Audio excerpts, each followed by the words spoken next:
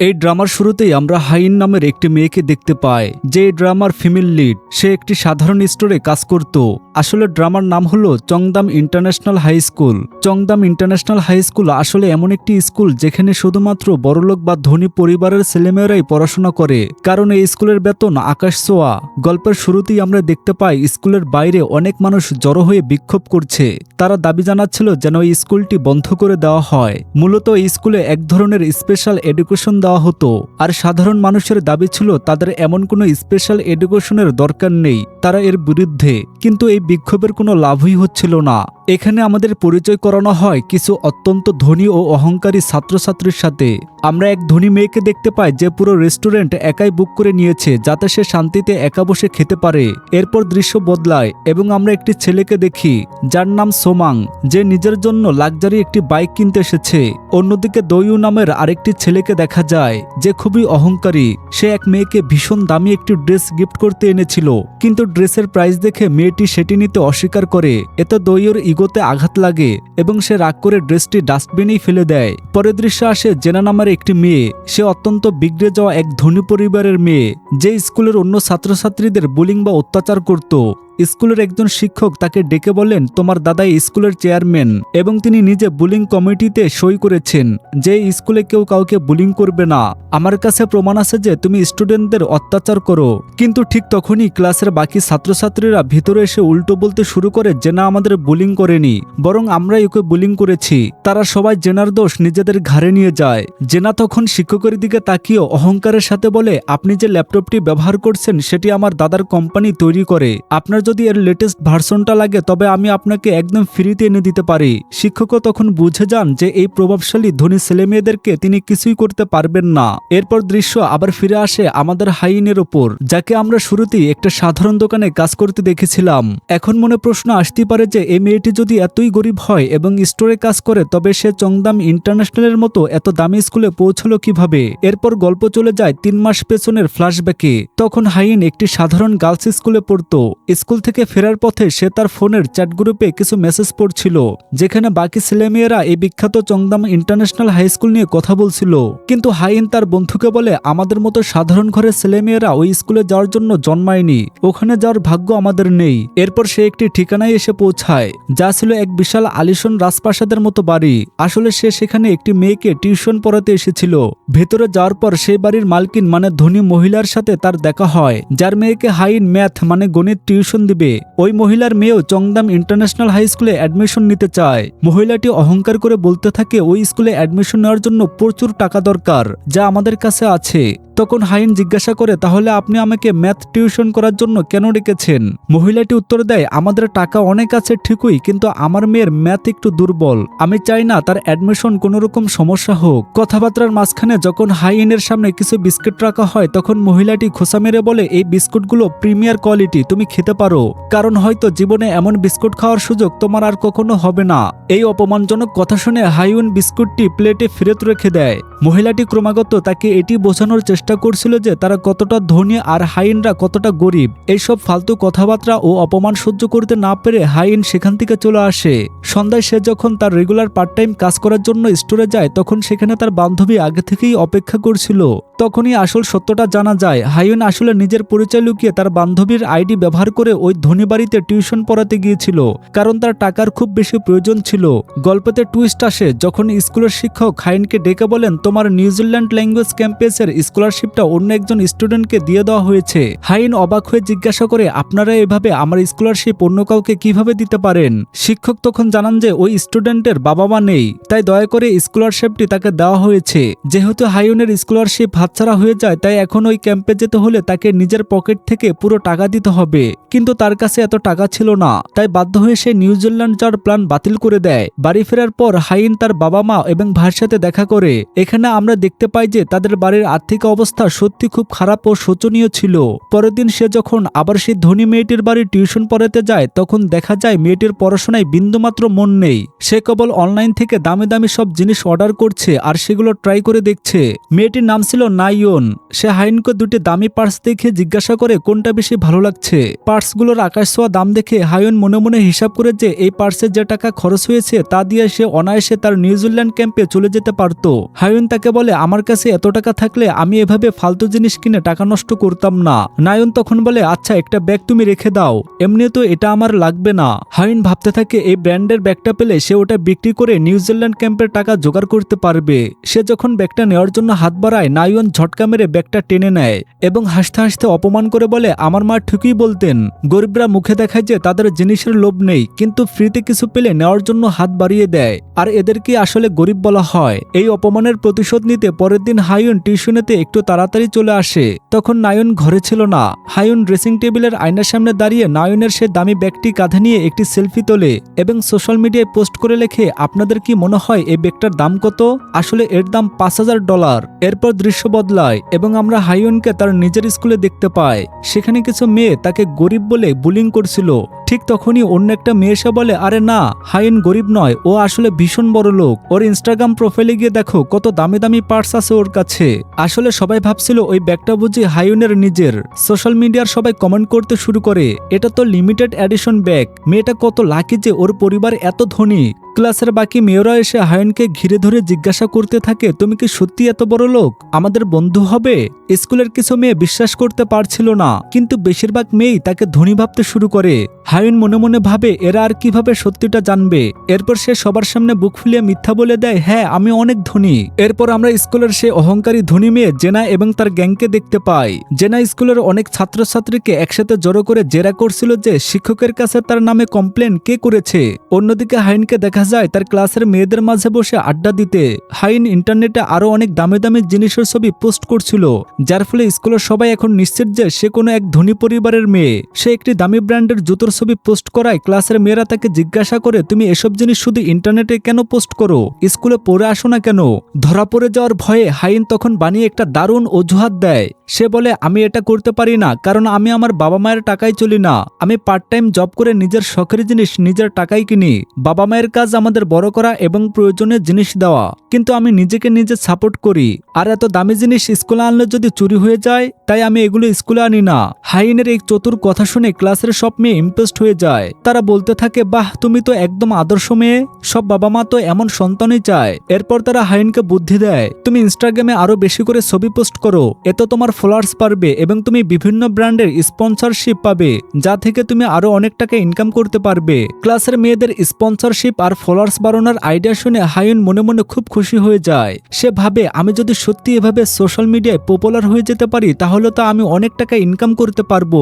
এরপর দৃশ্য বদলায় এবং আমরা দেখতে পাই বিখ্যাত চংদাম ইন্টারন্যাশনাল হাই স্কুল। সেখানে ক্লাসের মাঝখানেই ঘুমাচ্ছিল জেনা, যে স্কুলের চেয়ারম্যানের নাতনি এবং অত্যন্ত প্রভাবশালী। শিক্ষক ক্লাসের অন্য এক ছাত্রীকে বলেন জেনাকে ডেকে তুলতে, কিন্তু জেনার ভয়ে কাঁপতে থাকা মেয়েটি তাকে ডাকার সাহসই পায় না এবং তাকে ডেকে তুলে বলেন ক্লাসে কিভাবে আচরণ করতে হয় সে ভদ্রতাটুকু অত্যন্ত শিখো। এতে জেনা উল্টো শিক্ষকের ওপর ভীষণ চটে যায় এবং সবার সামনে তাকে অপমান করে বলে এই স্কুলে পড়ানোর মতো কোনো যোগ্যতাই আপনার নেই।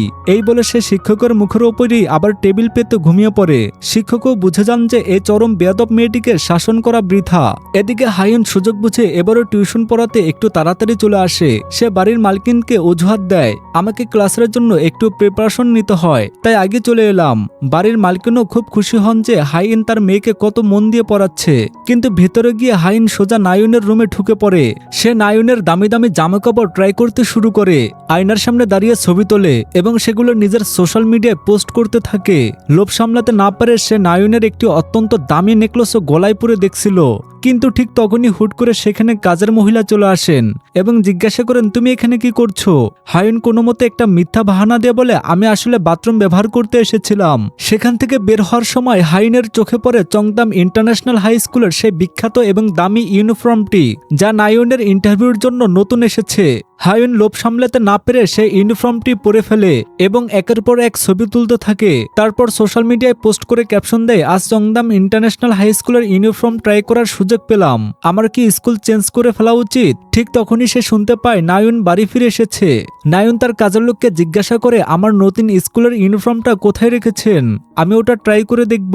এদিকে হায়ুন তো চরম আতঙ্কে পড়ে যায়। সে তাড়াহুড়ো করে ইউনিফর্মটি গা থেকে খোলার চেষ্টা করে, কিন্তু ধরা পড়ে যাওয়ার ভয়ে উপায় না পেয়ে সে সোজা নায়ুনের খাটের নিচে গিয়ে লুকিয়ে পড়ে। রুমে এসে নায়ুন কোথাও তার ইউনিফর্ম খুঁজে পাচ্ছিল না। হঠাৎ তার নজর যায় খাটের পাশে পড়ে থাকা হায়ুনের ফোনের ওপর।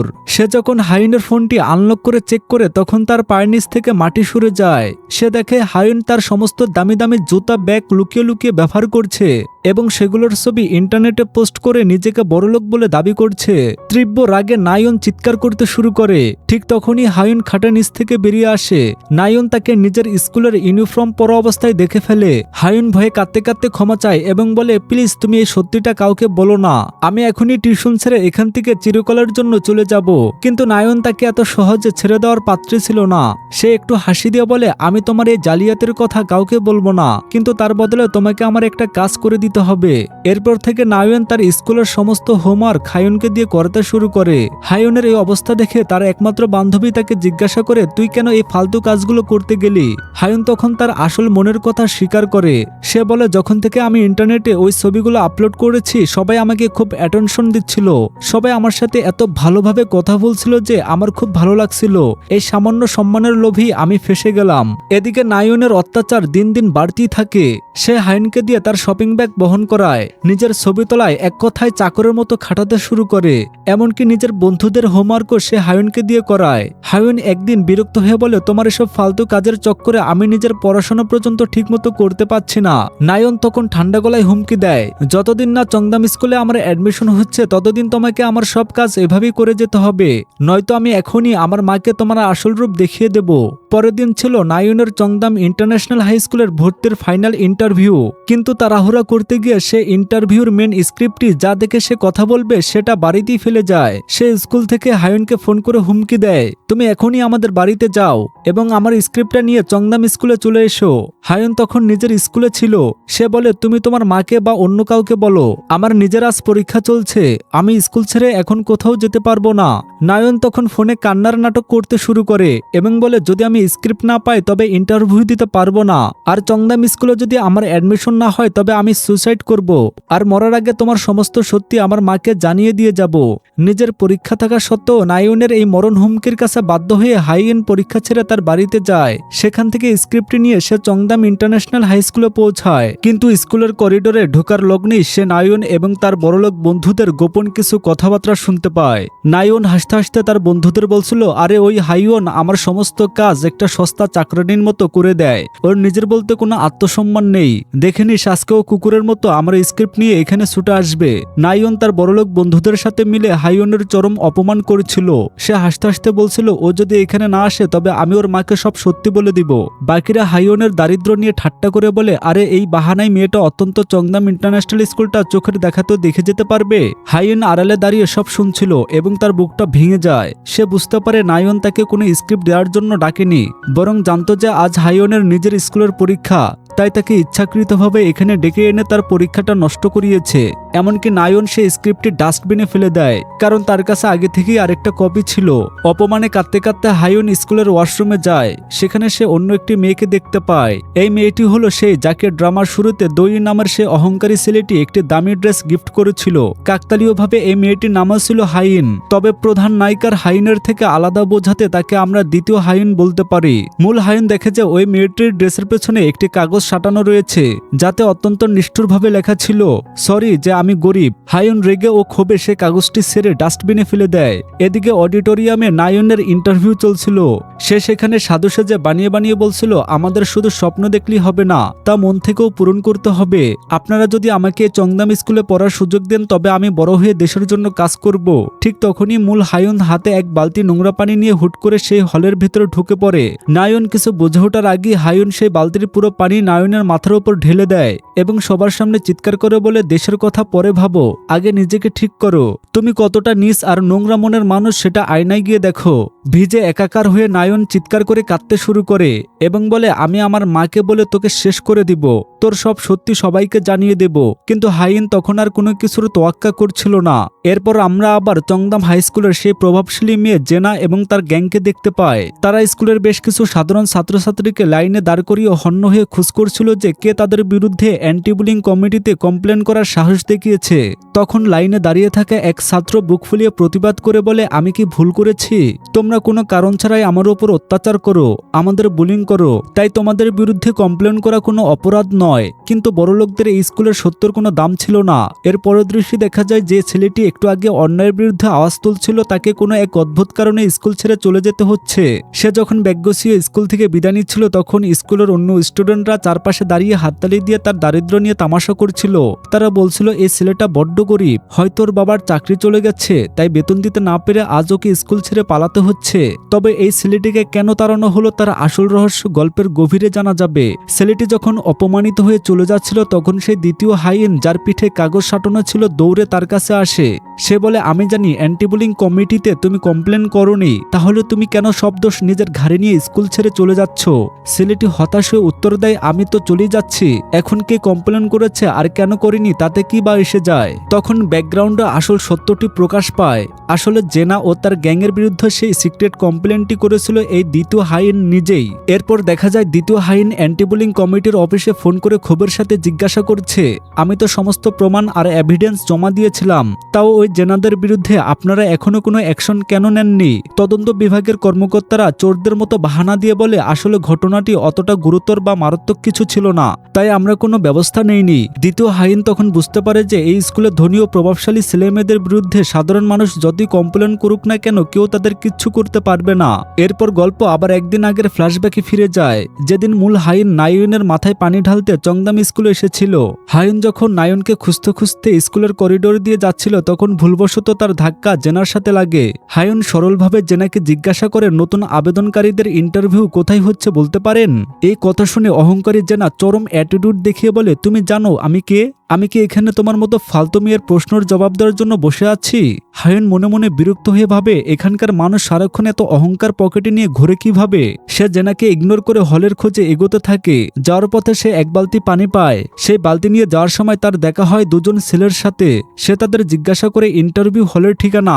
এই দুই ছেলের একজন ছিল সোমাং, যাকে আমরা ড্রামার প্রথমে দামি বাইক কিনতে দেখেছিলাম। হাইনের হাতের বালতি আর রণচণ্ডী রূপ দেখে ছেলে দুটিও ভয় পেয়ে যায় এবং আঙ্গুল দিয়ে দেখিয়ে ইন্টারভিউ ওই হলের ভেতরে হচ্ছে। আর তারপরই ঘটে সেই ঘটনা। হায়ুন হলের ভেতরে ঢুকে নায়নের মাথায় পানি ঢেলে নিজের অপমানের শোধ নেয়। নায়নের মাথায় পানি ঢালার পর পরের দৃশ্যে আমরা দেখতে পাই চরম হাঙ্গামা। নায়নের মা এসে হায়ুনকে মারধর করতে শুরু করেন এবং চিৎকার করে বলেন তুই আমার মেয়ের লাইফ নষ্ট করেছিস, তোকে আমি ছাড়বো না, তোর জীবন আমি বরবাদ করে দিব। পরিস্থিতি হাতের বাইরে চলে যাচ্ছে দেখে স্কুলের শিক্ষকেরা সেখানে ছুটে আসেন এবং বলেন আপনাদের যা তামাশা করার স্কুলের বাইরে গিয়ে করুন। অন্যদিকে হায়ুনের নিজের স্কুলের শিক্ষকও তাকে ডেকে তীব্রভাবে ধমকাতে থাকেন, কারণ হাইন তার বান্ধবীর নকল আইডি কার্ড ব্যবহার করে টিউশন করতে গিয়েছিল। যেহেতু সে জাল নথিপত্র সাবমিট করেছিল তাই তার নামে পুলিশ কেস পর্যন্ত হতে পারত। শিক্ষক রেগে বলেন আমি খুব ভালো করেই জানি যে তুমি নায়নদের বাড়ির জিনিসপত্র চুরি করে ইন্টারনেটে পোস্ট করতে, আর এসব প্রমাণ আমার কাছে আছে। এই ঘটনার পর হাইয়নের নিজের স্কুলের পরিস্থিতি নরক হয়ে ওঠে। স্কুলের সবাই তার দিকে আঙ্গুল তুলে তাকাচ্ছিল এবং নানা রকম খোঁচা মেরে কটূক্তি দিচ্ছিল। সবাই এখন জেনে গেছে যে হায়ুন কোনো ধনী পরিবারের মেয়ে নয়, সে আসলে অত্যন্ত গরিব যে এতদিন ধরে বড়লোক হওয়ার চরম মিথ্যা নাটক করে আসছিল। তার ক্লাসের মেয়েরা যারা কদিন আগেও তাকে মাথায় তুলে নাচছিল তারা এখন মুখ বাঁকিয়ে বলতে শুরু করে মেয়েটা কত বড় বেশরম, এত বড় কেলেঙ্কারির পরেও কোন মুখে আবার মাথা উঁচু করে স্কুলে চলে এসেছে। এরপর দৃশ্য বদলায় এবং আমাদের সামনে দুটি নতুন চরিত্র আসে। আমরা একটি ছেলেকে দেখতে পাই যে সোশ্যাল মিডিয়া স্ক্রল করতে করতে হঠাৎ হায়ুনের সে চংদাম হাই স্কুলের ইউনিফর্ম পরা ছবিটি দেখতে পায়। ছেলেটি অবাক হয়ে পাশে থাকা জেনাকে বলে এই মেয়েটা নাকি আমাদের স্কুলে পড়ে, কিন্তু আমি তো একে কখনো দেখিনি।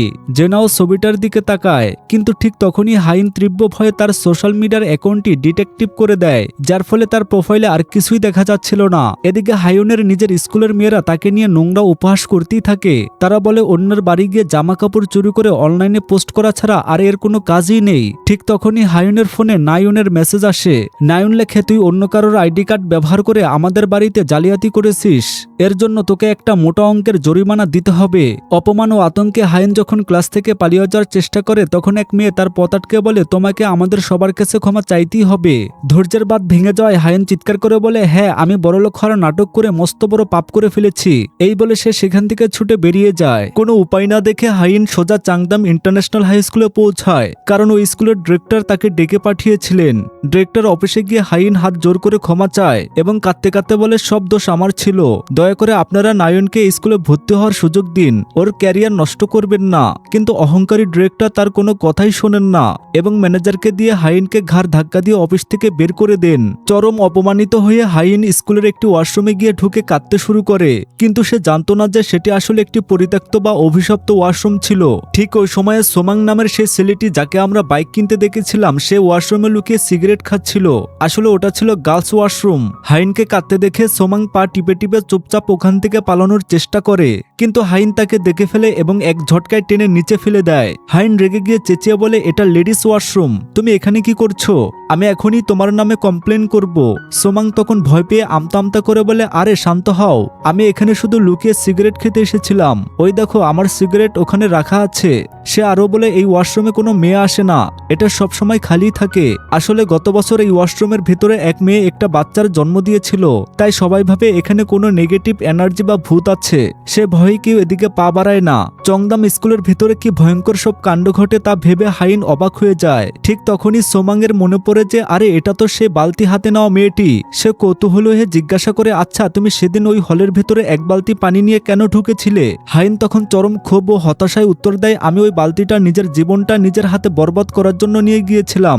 দৃশ্য আবার বদলায়। এবার দেখা যায় গভীর রাতে হায়েন লুকিয়ে চংদাম ইন্টারন্যাশনাল স্কুলের ক্যাম্পাসে ঢোকার চেষ্টা করছে। সে ভাবছিল যদি মাঝরাতে ডিরেক্টর সাথে দেখা করে আরেকবার পায়ে ধরে রিকোয়েস্ট করা যায় যাতে তারা নায়নকে অ্যাডমিশন দিয়ে দেয়, কারণ নায়নের জরিমানা টাকা দেওয়ার সামর্থ্য হায়েনের পরিবারের ছিল না। লুকিয়ে ঢোকার সময় সেখানে আচমকাই আবার সোমাংয়ের সাথে তার দেখা হয়ে যায়। সোমাং তাকে সাহায্য করার জন্য পার্কিং লটে থাকা একটি দামি লাল রঙের গাড়ি দেখিয়ে বলে, এই লাল গাড়িটাই ডিরেক্টরের, যখন তিনি এই গাড়ির কাছে আসবেন তখন তুমি ওনার সাথে কথা বলে নিও। সোমাংয়ের কথা মতো হায়েন সে লাল গাড়িটার পাশে গুটিসুটি মেরে বসে ডিরেক্টর আসার অপেক্ষা করতে থাকে। কিন্তু তখনই সোমাংয়ের মাথায় হুট করে একটা কথা মনে পড়ে যা কাহিনীর মোড় ঘুরিয়ে দেওয়ার জন্য যথেষ্ট ছিল।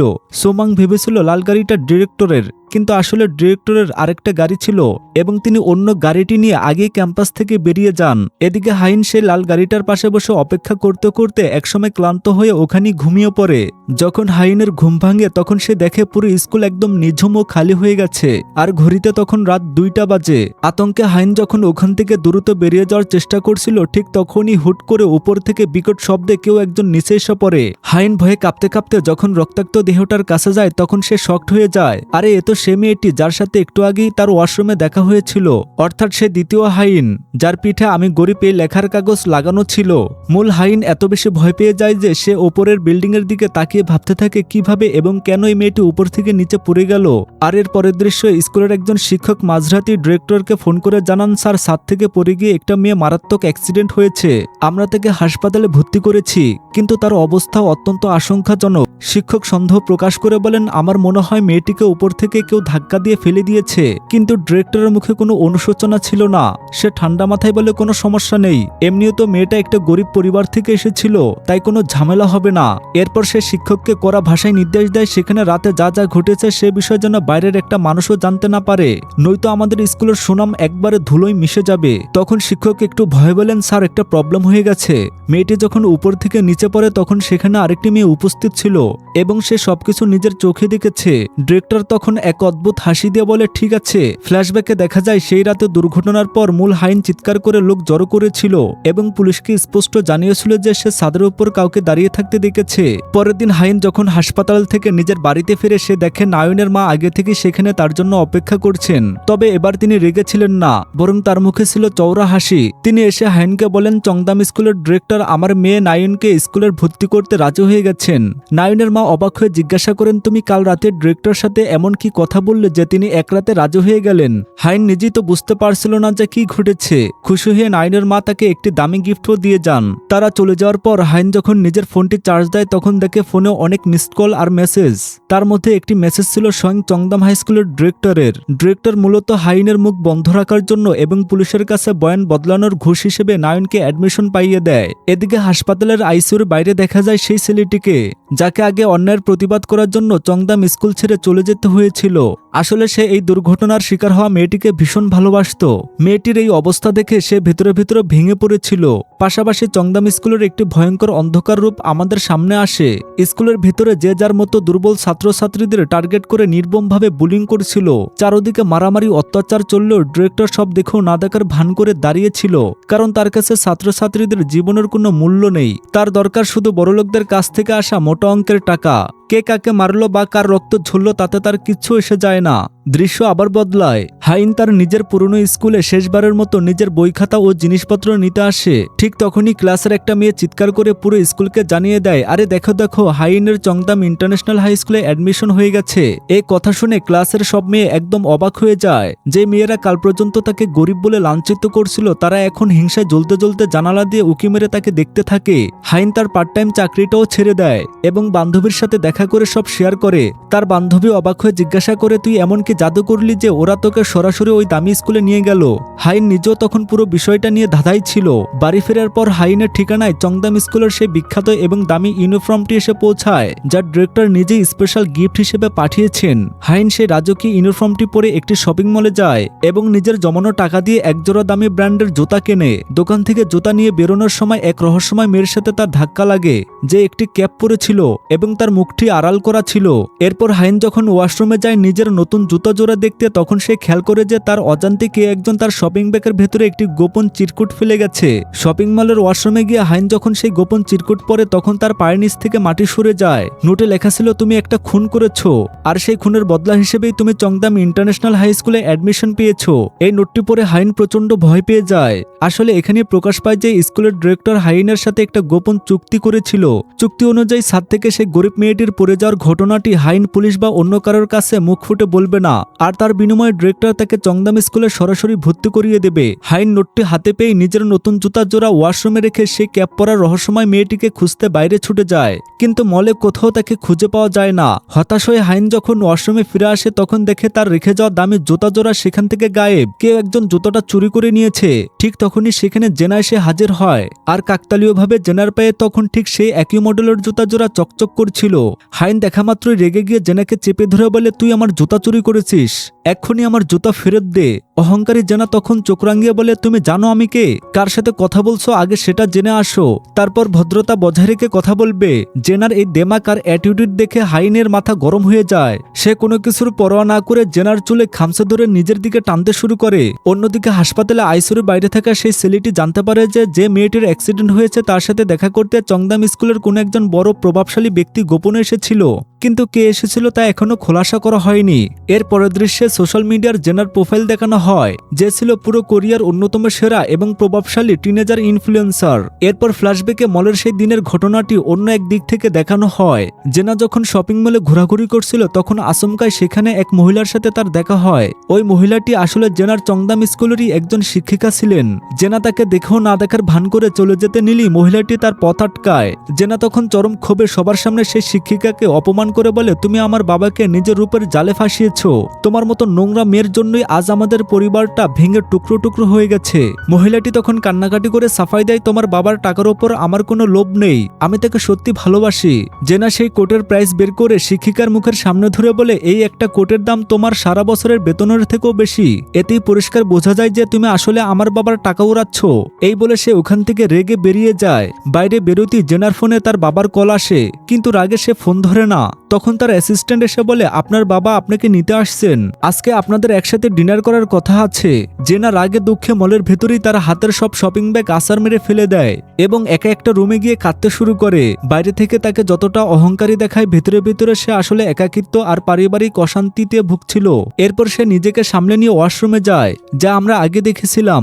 সেখানে হাইন নিজের জুতো খুঁজছিল এবং জেনাকে দেখে জুতো চোর বলে চিৎকার করে ওঠে। জেনা তখন আইডেন্টিফাই করতে পারে এবং বলে ওহ, তাহলে তুমি সেই স্টুডেন্ট যে অন্য স্কুল থেকে আমাদের স্কুলে ট্রান্সফার হয়ে আসছো।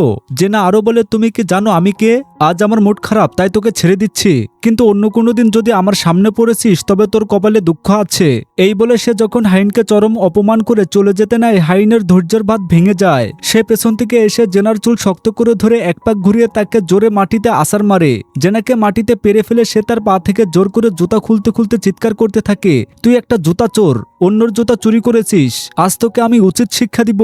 দৃশ্য বদলায় এবং আমরা চংদাম স্কুলের ডিরেক্টরের ক্যাবিনে দোয়ুনকে দেখতে পাই। সে সেখানে লুকিয়ে লুকিয়ে নতুন ট্রান্সফার হওয়া ছাত্র অর্থাৎ হাইনের প্রোফাইল ফাইলটি চেক করছিল এবং নিজের ফোনে তার ছবির একটা ফটো ক্লিক করে নেয়। সে যখন ফাইলটা রেখে কেবিন থেকে বের হতে যাবে, ঠিক তখনই দরজায় ডিরেক্টরের সাথে তার মুখোমুখি দেখা হয়ে যায়। ডিরেক্টর কড়া গলায় জিজ্ঞাসা করেন, তুমি আমার কেবিনের ভেতরে কি করছিলে?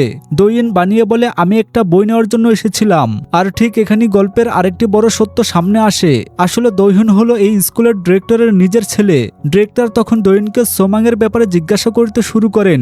ডিরেক্টর বলেন, ওই সোমাং ছেলেটা ইদানিং স্কুল এবং স্কুলের বাইরে বড্ড বেশি বদমাইশি আর ঝামেলা করছে। তুমি তো সোমাং এর বেশ ক্লোজ বন্ধু, তাই না? দোয়ুন তখন সোজা অস্বীকার করে ঠান্ডা গলায় বলে, না, আমি সোমাং এর কোনো বন্ধু নই। এদিকে ওয়াশরুমের ভেতরে হাইন তখনও জেনাকে মাটিতে চেপে ধরে জুতো খোলার জন্য ধস্তাধস্তি করেই যাচ্ছিল। মারামারির পর জেনাকে মাটিতে পেরে ফেলে হাইন তার পা থেকে জুতো জোড়া খুলে নেয়। এরপর সে সোজা মলের জুতোর দোকানে গিয়ে সেলস গার্লকে বলে, এই জুতো দুটো একটি নতুন বক্সে প্যাক করে দিন। কিন্তু দোকানের মহিলাটি সাফ জানিয়ে দেন যে তারা বাড়তি কোনো বক্স দিতে পারবেন না, কারণ বক্সেরই আলাদা প্রাইস থাকে। হাইনের কাছে আর কোনো উপায় ছিল না, তাই সে নিজের সবটুকু জমানো টাকা দিয়ে কেনা সে শখের জুতো জোড়া একটা সাধারণ কালো পলিথিন ভরি আনন্দের সাথে বাড়ির দিকে রওনা হয়। অন্যদিকে কোরিয়ার সবচেয়ে প্রভাবশালী ধনী পরিবারের মেয়ে জেনা, যাকে হাইন মলে একেবারে নাস্তাবোধ করে দিয়েছে, সে নাক দিয়ে রক্ত ঝরতে ঝরতে পায়ে কোনো জুতা ছাড়াই চরম অপমানের বোঝা নিয়ে একা একা বাড়ি ফিরে যায়। পরের দিন হাইন সে নতুন দামি জুতা পরা পায়ে চংদাম ইন্টারন্যাশনাল হাই স্কুলে পা রাখে। স্কুলে ঢুকি তার মনে হয় সে যেন কোনো এক রূপকথার নতুন দুনিয়ায় চলে এসেছে। স্কুলের ভিতরে একাধিক বিশ্বমানের সব খেলাধুলা ও গেমসের আয়োজন। চারদিকের এই চোখ ধাঁধানো জাঁকজমক আর বড়লোক ছেলে মেয়েদের রাজকীয় চালচলন দেখে হাইনের মনে মনে কিছুটা হীনমন্যতা বা লুজার ভাব চলে আসে। অন্য এক দৃশ্যে দেখা যায় দোয়ুন এবং সোমাং একে অপরের সাথে কথা বলছিল। ঠিক তখনই সেখানে জেনা এসে হাজির হয়। তার চোখ মুখ দিয়ে তখন রাগের আগুন ঝরছিল। সে চিৎকার করে বলতে থাকে, আমি ওই মেয়েটিকে কোনোভাবেই ছাড়বো না, আমি ওকে খুঁজতেছি, একবার ওকে খুঁজে পেলে এই স্কুলে ওর জীবনটাকে আমি জ্যান্ত নরক বানিয়ে ছাড়বো। এদিকে হাইন অ্যাডমিশন অফিস থেকে তার লকারের চাবি আর আইডি কার্ড নিয়ে করিডোর দিয়ে যাচ্ছিল। তখনই আচমকা তার সামনে এসে হাজির হয় সোমাং। হাইনকে স্কুলে দেখে সোমাং পুরো শকড হয়ে যায়। সে হাইনের পিছু নেয় এবং তাকে খেপানোর জন্য বালতি বলে ডাকতে শুরু করে। যেহেতু আগে হাইন বালতি হাতে হলের ভিতরে ঢুকেছিল, সোমাং হাসতে হাসতে বলে, আরে আমাদের ভাগ্য মনে হয় একশোতেই বাধা, তাই তো বারবার আমাদের দেখা হয়ে যাচ্ছে। হাইন বিরক্ত হয়ে বলে, আমার পুরো স্কুল দেখা শেষ, তুমি এবার এখান থেকে যেতে পারো। কিন্তু সোমাং নাসরবান্দা, সে হাইনের হাত ধরে টানতে টানতে বলে, চলো আমি তোমাকে পুরো স্কুল ঘুরে দেখাবো। ঠিক সেই মুহূর্তে সেখানে ডিরেক্টরের ছেলে দোয়ুন এসে হাজির হয় এবং সোমাংয়ের হাত থেকে হাইনের হাতটা এক ঝটকায় ছুটিয়ে দেয়। দোয়ুন কড়া গলায় বলে, ও তোমার সাথে যেতে চাইছে না, তাই ওর হাত ছাড়ো। সোমাং অবাক হয়ে জিজ্ঞাসা করে, কেন, তুমি একে চেনো নাকি? হাইন তখন সোমাংয়ের হাত থেকে বাঁচতে দোয়ুনের পক্ষ নিয়ে বলে, হ্যাঁ আমি একে চিনি। ব্যাস, এ নিয়ে সোমাং আর দোয়ুনের মধ্যে রীতিমতো লড়াই শুরু হয়ে যায়। দুজনেই হাইনের দুই হাত ধরে নিজের দিকে টানতে থাকে। একজন বলে সে তার সাথে যাবে, অন্যজন বলে সে তার সাথে। কিন্তু বুদ্ধি খাটিয়ে হাইন সোমাংয়ের হাত ছুটিয়ে দিয়ে দোয়ুনের সাথে ওখান থেকে বেরিয়ে যায়। বাইরে আসার পর দোয়ুন হাইনকে একটি ফাঁকা জায়গায় নিয়ে আসে এবং নিজের পার্সোনাল নম্বর দিয়ে বলে, এই স্কুলে যদি তোমার কোনো রকম সমস্যা বা বিপদ হয় সাথে সাথে আমাকে কল করবে। দোয়ুন চলে যাওয়ার পর হাইন ফোনে তার প্রোফাইল চেক করে জানতে পারে যে এই ছেলেটি আসলে স্কুলের ডিরেক্টরের একমাত্র ছেলে এবং অনেক ধনী। করিডোর দিয়ে উপরে যাওয়ার সময় হাইন এক মেয়ের সাথে ধাক্কা খায়। মেয়েটিকে দেখে তার মনে হয় একে সে আগেও কোথাও দেখেছে, কিন্তু খুব একটা পাত্তা না দিয়ে সে নিজের ক্লাসের দিকে এগিয়ে যায়। হাইন যখন তার লকারের সামনে পৌঁছায় সে দেখে স্কুলের বাকি ছাত্রছাত্রীরা তার দিকে অদ্ভুত আর হিংস্র চোখে তাকিয়ে ফিসফিস করছে। হাইন যখন নিজের লকারটি খুলে তখন সে যেন মুহূর্তের জন্য স্তব্ধ হয়ে যায়। সে দেখে লকারের ভেতরেও ঠিক সে একই মডেলের জুতো জোড়া রাখা আছে যা সে মল থেকে কিনেছিল। আসলে ওটা জেনার জুতো ছিল যা সে মলে ফেলে এসেছিল, এবং লকারের গায়ে লাল কালিতে বড় বড় অক্ষরে লেখা ওয়েলকাম টু হিল, মানে নরকে স্বাগতম। হাইন মুহূর্তেই বুঝতে পারে যে সে অজান্তেই মলে জেনার নিজের আসল জুতো জোড়া তুলে এনেছিল আর জেনা তাকে চিনে ফেলেছে। সে ক্লাসরুমে ঢোকা মাত্রই জেনার লেলিয়ে দেওয়া বড়লোক ছাত্রছাত্রীরা তাকে ধাক্কা দিয়ে মাটিতে ফেলে দেয়, তার গায়ের ওপর ময়লা কাগজ ছিটায় এবং তার দারিদ্র্য নিয়ে নির্মমভাবে টল ও বুলিং করতে শুরু করে। চারদিক থেকে অবরুদ্ধ হয়ে হাইন কোনো মতো তাদের হাত থেকে বাঁচাতে সেখান থেকে ছুটে পালায়। দৌড়াতে দৌড়াতে সে তার পায়ের জুতা জোড়া খুলে হাতে নিয়ে চিৎকার করে বলতে থাকে, এই অভিশপ্ত জুতার চক্করই আজ আমি এত বড় বিপদে পড়লাম। এবং ডিরেক্টরকে চেপে ধরে বলে, আপনি তো আমাকে স্কুলে ভর্তি করিয়েছেন, এই স্কুলের সব স্টুডেন্টরা আমাকে টর্চার করছে, আপনাকে এর দায়িত্ব নিতে হবে। ডিরেক্টর তখন একটা অদ্ভুত হাসি দিয়ে বলে, শোনো মেয়ে, এই স্কুলে পড়ার জন্য মানুষ কোটি কোটি টাকা খরচ করে, আর তুমি আমার জন্য এখানে ফ্রিতে পড়ার সুযোগ পেয়েছো। এরপর সে হাইনকে ব্ল্যাকমেইল করে বলে, সিদ্ধান্ত তোমার যদি এই বড়লোকদের স্কুল পছন্দ না হয় তবে তোমার সেই গরিবদের পুরনো স্কুলেই আমি তোমার ট্রান্সফার করিয়ে দিচ্ছি, এবার তুমি বেছে নাও কোথায় পড়বে। অর্থাৎ ডিরেক্টর বুঝিয়ে দেয় যে সে হাইনকে কোনো সাহায্য করবে না। হাইন নিরুপায় হয়ে ডিরেক্টর অফিস থেকে বের হয়ে স্কুলের একটি জানালার ধার দিয়ে যাওয়ার চেষ্টা করে, কিন্তু ঠিক তখনই জেনা তার দলবল নিয়ে এসে তাকে কোণঠাসা করে ফেলে। জেনা এক ভয়ঙ্কর হাসি দিয়ে হাইনের দিকে তাকিয়ে বলতে শুরু করে, কিরে গরিবের বাচ্চা, ভেবেছিলি আমার গায়ে হাত দিয়ে এই স্কুল থেকে এত সহজে পার পেয়ে যাবি? এবার দেখ চংদাম স্কুলের আসল রানী তোকে কিভাবে শেষ করে। জানালার ধারে হাইনকে কোণঠাসা করে জেনা যখন অহংকার দেখাচ্ছিল তখন হাইন দমে যাওয়ার পাত্রী ছিল না। সে জেনার চোখের দিকে তাকিয়ে বলে, হ্যাঁ আমি খুব ভালো করে জানি তুই কে, তুই হলি সে পাগল মেয়েটা যে মলে আমার সাথে ঝামেলা করেছিলি। জেনা রেগে গিয়ে বলে, আমি এই স্কুলে তোর লাইফ বরবাদ করে দিব, তুই প্রতি মুহূর্তে নরকের যন্ত্রণা পাবি। হাইন তখন রাগে গড়গড় করতে করতে বলে, তুই করবি আমার লাইফ বরবাদ? এই বলি সে সজারো জেনার মাথায় এক আঘাত করে এবং সেখান থেকে ছুটে পালায়। হাইন যখন জেনাকে মেরে পালাচ্ছিল তখন সিঁড়ির কাছে থাকা সে রহস্যময় মেয়েটি যার সাথে একটু আগে হাইনের ধাক্কা লেগেছিল তাকে হাত ধরে টেনে এক জায়গায় লুকিয়ে বাঁচিয়ে নেয়। মেয়েটি খেয়াল করে যে হাইনের পায়ে কোনো জুতা নেই, সে খালি পায়ে দৌড়াচ্ছে, তাই সে নিজের একজোড়া জুতা হাইনকে দিয়ে বলে, আপাতত এটা পরো, পরে আমাকে ফেরত দিলেই হবে। হাইন অবাক হয়ে তাকালে মেয়েটি বলে, আমি জানি তোমার নাম হাইন, কারণ স্কুলের অনলাইন কমিউনিটি পেজে এখন তোমার নাম আর ছবি চারদিকে ভাইরাল। কথা বলতে বলতেই হাইনের মনে পড়ে যে ডিরেক্টর ছেলে দহিন তাকে বিপদে পড়লে মেসেজ করতে বলেছিল। হাইন পকেট থেকে ফোন বের করে দহিনকে মেসেজে লিখে, আমি খুব বিপদে পড়েছি, প্লিজ আমাকে বাঁচাও। কিন্তু মেসেজ সিন হওয়ার আগে একদল হিংস্র ছাত্রছাত্রী এসে তাকে দুদিক থেকে ঘিরে ফেলে। কোনো উপায় না দেখে হাইন নিজের ফোন উঁচিয়ে বলে, আমি তোদের সবার ভিডিও বানিয়ে পুলিশের কাছে কমপ্লেইন করব। কিন্তু অহংকারী ধনী স্টুডেন্টরা হেসে উড়িয়ে দিয়ে বলে, পুলিশ বা আইনের ভয় সাধারণ গরিবদের দেখাবি, আমাদের মতো বড়লোকদের তুই কিচ্ছু করতে পারবি না। তারা যখন হাইনের দিকে মারমুখী হয়ে এগোতে থাকে হাইন ভয় পেয়ে সেখান থেকে সরাসরি নিচে মরণ ঝাঁপ দেয়, কিন্তু ঠিক সেই মুহূর্তে নিচে দাঁড়িয়ে থাকা দহিন তাকে লুফে নেয় এবং নিজের বুকে আগলে তার প্রাণ বাঁচায়। এই দৃশ্য দেখে স্কুলে বাকি ছাত্রছাত্রীরা হা হয়ে যায়। তারা ভাবতে থাকে দহিনের মতো এত বড়লোক এবং ডিরেক্টরের ছেলে কেন এই সাধারণ গরিব মেয়েটিকে বাঁচাতে গেল। এই ঘটনা যখন জেনার কান পর্যন্ত পৌঁছায় সে নিজেও অবাক হয়ে যায় যে দহিন কেন হাইনের পক্ষ নিচ্ছে, যেখানে সে সেই ছাদ থেকে পড়ে যাওয়া মেয়েটির সাথে কথা বলছিল। বর্তমান দৃশ্যে জেনা তার বাবার সাথে লাঞ্চ করতে একটি দামি রেস্টুরেন্টে যায়। জেনা ভেবেছিল সেখানে তার মাও আসবে, কিন্তু তার মা আসেনি। উল্টো সেখানে উপস্থিত ছিলেন সেই শিক্ষিকা যাকে জেনার বাবা ডেট করেছিলেন। তার বাবা জেনাকে শান্ত করার চেষ্টা করে বলেন, তোমরা নিজেদের মধ্যে কথা বলে ভুল বুঝাবুঝি মিটিয়ে নাও। কিন্তু জেনা চরম ক্ষোভে ফেটে পড়ে বলে, আমি এই লোভী মহিলার সাথে কোনো কথা বলবো না, উনি আমাদের পরিবার ধ্বংস করেছে। তখনই জেনার চোখ যায় ওই মহিলার হাতের হীরের আংটির দিকে, যা দেখে জেনার সন্দেহ আরো বাড়ে যে এই মহিলাটি শুধু টাকার জন্যই তার বাবাকে ফাঁসিয়েছে। ঠিক তখনই ওই মহিলাটি জেনাকে এক ধাক্কা দিয়ে বলে, আমি আসলে প্রেগনেন্ট, কিছুদিনের মধ্যেই তোমার ছোট ভাই আসতে চলেছে, তখন আমরা সবাই মিলে একটা পারফেক্ট ফ্যামিলি হব, তাই আমাদের একসাথে খুশি থাকা উচিত। এই কথা শুনে জেনা এতটাই স্তব্ধ ও বাকরুদ্ধ হয়ে যায় যে সে লাঞ্চ না করে টেবিল ছেড়ে ওখান থেকে চলে যায়। অন্যদিকে দহিন হাইনকে একান্ত ডেকে নিয়ে কথা বলতে শুরু করে। দহিন তাকে বলে, আসলে আমি হাইনকে পছন্দ করি, এখানেই ঘটে গল্পের সবচেয়ে বড় ভুল বুঝাবুঝি। মূল হাইন মনে করে দহিন বুঝি তাকেই পছন্দ বা ডেট করার কথা কথা বলছে। সে মনে মনে খুব খুশি হয়ে ভাবে দহিন এত বড় লোক, আমি যদি একে ডেট করি তবে আমার জীবনের সব অভাব দূর হয়ে যাবে, আমি সব পাবো। কিন্তু দহিন আসলে মূল হাইনের কথা বলছিলই না, সে আসলে বলছিল সে মেয়েটির কথা যে গতরাতে ছাদ থেকে নিচে পড়ে গিয়ে এখন হাসপাতালে মৃত্যুর সাথে পাঞ্জা লড়ছে, কারণ কাকতালীয়ভাবে সে মেয়েটির নামও ছিল হাইন। দহিন তখন ঠান্ডা গলায় মূল হাইনকে আসল প্রশ্নটি করে, আমাকে সত্যি করে বলো, সে রাতে হাইনকে ছাদ থেকে ধাক্কা দিয়ে নিচে কে ফেলেছিল? তুমি তো সেখানে ছিলে, তুমি কাকে দেখেছো? এই কথা শুনে মূল হাইনের খুশির বেলুন এক নিমেষেই ফেটে যায়। সে বুঝতে পারে যে দহিন তাকে ভালোবাসে না, বরং তাকে বাঁচানোর পেছনে একমাত্র উদ্দেশ্য হলো সে রাতের দুর্ঘটনার একমাত্র সাক্ষী হাইনকে ব্যবহার করা। হাইন চরম অপমানিত ও ক্ষুব্ধ হয়ে ওখান থেকে চলে যেতে নেয়, কিন্তু দহিন তার হাত শক্ত করে ধরে আটকে দেয়। হাইন তখন দহিনের চোখের দিকে তাকিয়ে চ্যালেঞ্জ ছুড়ে দিয়ে বলে, আমি যদি তোমাকে সেই অপরাধীর নাম বলে দিই তবে তুমি আমার জন্য কি করতে পারো, আমাকে কতটা ওপরে তুলতে পারো? এরপরে স্ক্রিনে এক অভাবনীয় দৃশ্য দেখা যায়। স্কুলের গেটের সামনে একটি বিশাল রাজকীয় ও লাক্সারি গাড়ি এসে থামে। গাড়ি থেকে সুটবুট পরে নামে দহিন, আর তার সাথে গাড়ি থেকে নেমে আসে আমাদের প্রধান নায়িকা হাইন। হাইন আর দহিন একে অপরের হাত শক্ত করে ধরে চংদাম স্কুলের করিডোর দিয়ে রাজার মতো হেঁটে আসছিল। যে ছাত্রছাত্রীরা একটু আগেও হাইনকে নোংরা বলে তারা করছিল, তারা সবাই এখন হিংসা আর বিস্ময় নিয়ে তাদের দিকে হা করে তাকিয়ে থাকে। এমনকি দূর থেকে জেনাও নিজের চোখে এই দৃশ্য দেখে স্তম্ভিত হয়ে যায়। দহিন সাথে হাত ধরে গাড়ি থেকে নামতে দেখে স্কুলের মেয়েরা হিংসায় ফেটে পড়ে। তারা হাইনকে ঘিরে ধরে জিজ্ঞাসা করে, তুমি কি সত্যি দহিনকে ডেট করেছো? দহিনের মতো এত হ্যান্ডসাম আর ধনী ছেলে তোমার মতো একটা সাধারণ, দেখতে সুন্দরও না এমন মেয়েকে কেন ডেট করবে? হাইন তখন সবার সামনে জবাব দেয়, হ্যাঁ এটাই সত্যি, আমি দহিনকে ডেট করছি। অন্যদিকে দহিনের বন্ধুরাও তাকে এই বিষয়ে চেপে ধরে। তখন ফ্ল্যাশব্যাকে তাদের মধ্যকার আসল চুক্তিটি দেখানো হয়।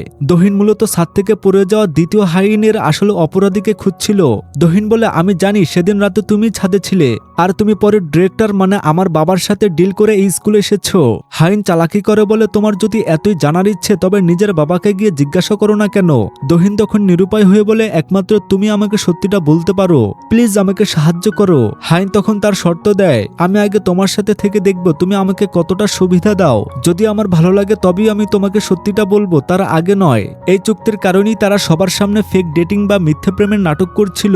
দহিন তার বন্ধুদের স্পষ্ট জানিয়ে দেয়, হ্যাঁ আমি হাইনকে ডেট করছি, আর সাবধান, এরপর থেকে কেউ যেন ওকে চংদাম স্কুলে বিরক্ত না করে।